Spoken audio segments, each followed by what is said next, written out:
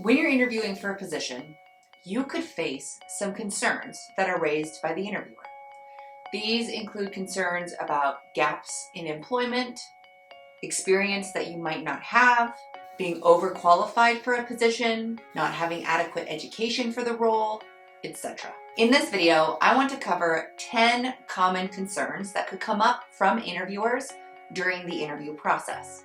I will also give you some template responses for each of these concerns, and hopefully you can walk away feeling like you can comfortably and confidently address these concerns in an interview. If you're in the process of looking for a new job or interviewing for new jobs, you're likely here on YouTube watching videos to help you prepare for that process. If you would like some additional support preparing for these upcoming interviews, preparing for your job search, or even preparing for the salary negotiation that comes after the interviews, I offer one-on-one individualized coaching to help people just like you feel more confident and comfortable through this process. If that's something you're interested in, I've linked to my email as well as my website in the description box below, and I would love to work with you. I have a limited number of sessions available each week, and my slots fill up quickly. So if you do have an upcoming interview and you would like that personalized one-on-one coaching to help you feel more confident for this upcoming interview, please let me know today. During an interview, it is very common for the hiring manager, the interviewer, or the employer in general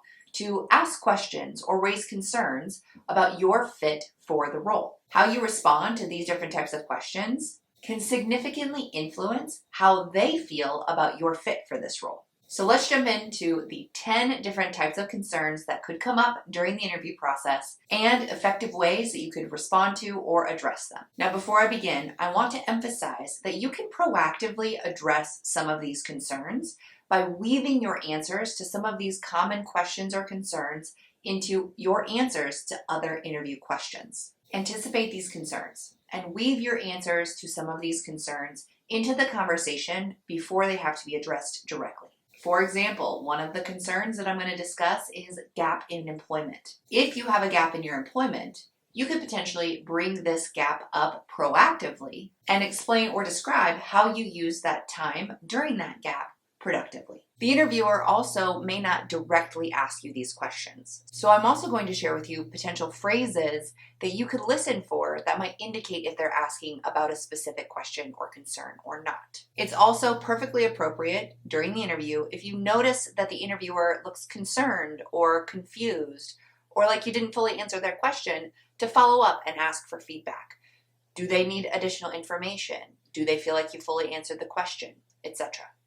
You do not want to ask those types of questions after every single answer you give, but pay attention to their body language. And if they seem like they're confused, if they seem like they're waiting for you to say more or share more, if they seem like there's concern, it's perfectly acceptable to ask about it in the moment. All right, so let's jump into it. The 10 types of concerns that could come up during an interview. The first concern is the interviewer not feeling like you have enough experience in a certain area. They might specifically say, quote, "You don't have enough experience in this specific area." They could also say things like, "Can you tell me more about your experience with this specific area? This role really requires expertise in this specific area." Or even, "We're looking for someone who has done X, Y, and Z before." So how do you respond to this concern? You can say something like, "I might not have as much direct experience in this specific area, but I've built a strong skill set in these other areas. For instance, while working at this company, I quickly picked up these related tasks and excelled in it. I'm confident that my ability to adapt will allow me to quickly master this specific area as well." This type of response acknowledges and addresses this concern while also emphasizing your adaptability and your willingness to learn. By showing your ability to pick up new skills quickly, you're demonstrating confidence and problem solving. The second type of concern that could come up is a gap in your experience, a gap in your employment. They might directly ask you, "Why do you have a gap in your resume?" Or some additional phrases to look out for would include, "I see there's some time unaccounted for between jobs.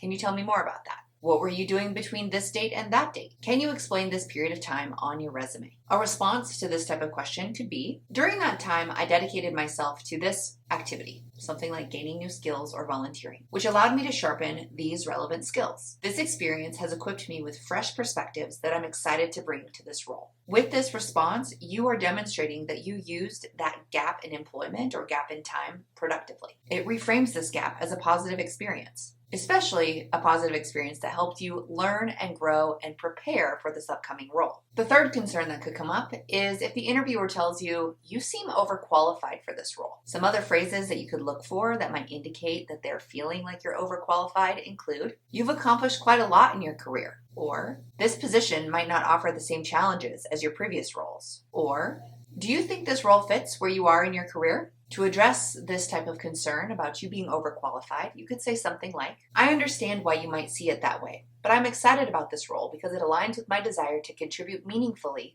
while continuing to develop professionally. My experience will allow me to bring immediate value, and the opportunities for me to learn and grow are what motivate me. This type of response to the concerns about you being overqualified turn the possible negative of you being overqualified, bored, wanting to move roles quickly, turns those possible negatives into positives by emphasizing how your qualifications and your experience can benefit the company, the team, the role, etc., and reassures them that you're committed to long-term growth. The fourth concern that could come up during the interview process is questions around why you left your last job. Now, this literally could just be asked, why did you leave your last job? Or why do you want to leave your current job? But other phrases to keep an ear out for that might indicate that they're wondering why you left could be, what made you decide to move on from your previous company or previous role? Can you explain your departure from your last role? Why are you looking for something new? So you can easily address this type of concern by saying something like, I left my previous role because I was ready for new challenges that better aligned with my long-term goals.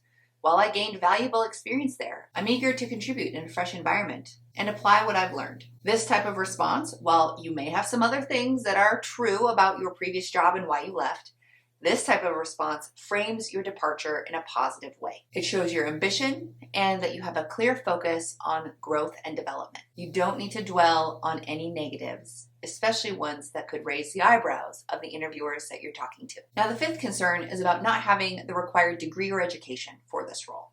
So let's say that you've applied to a job, you have some experience in this field, but you don't have the actual degree for the position. They might raise the concern blatantly and say something like, you don't have the required degree for this position. They could also say things like, this role typically requires this specific degree.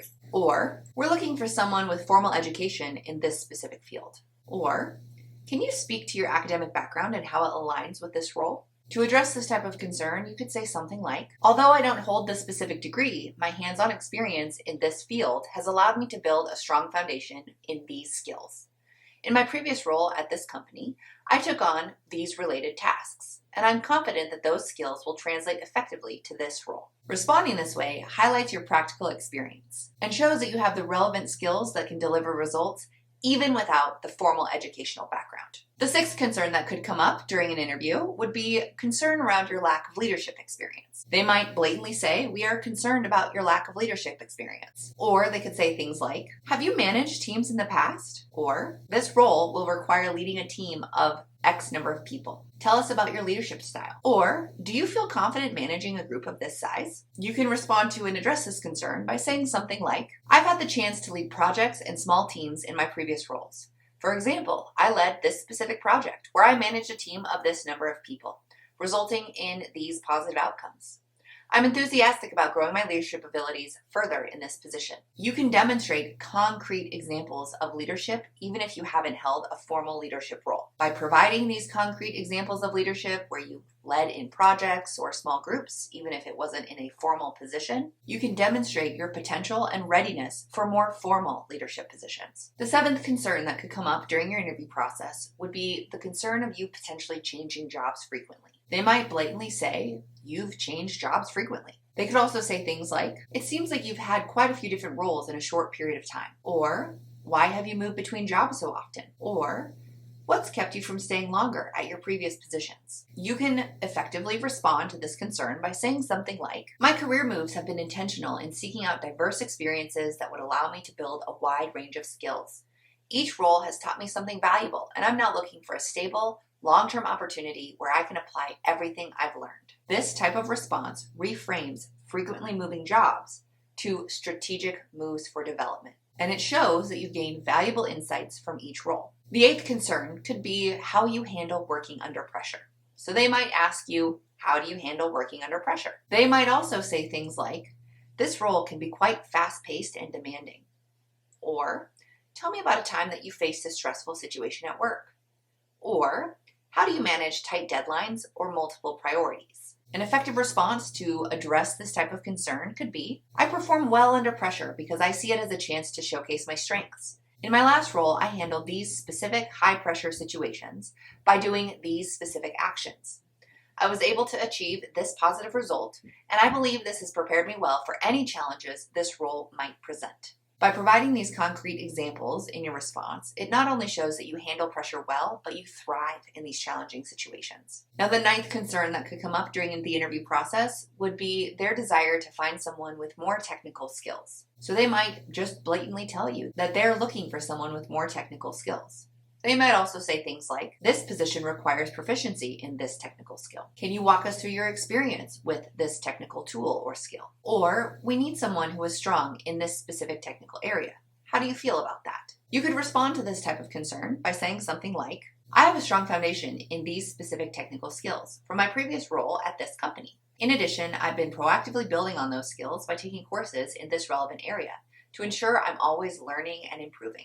This type of response highlights that you are focused on continuous development and learning, and demonstrates your current technical capabilities as well as your willingness to bridge any gaps. And then the 10th and final concern might just be them straight up asking you, why should we choose you over other candidates? This could also sound like, what makes you the best fit for this role? We're considering several strong candidates. Why do you think you stand out? Or, what sets you apart from other applicants we might be speaking with? You can respond to this specific question or this concern by saying something like, my combination of these specific skills, experience in this relevant field, and passion for this specific aspect of the role really sets me apart.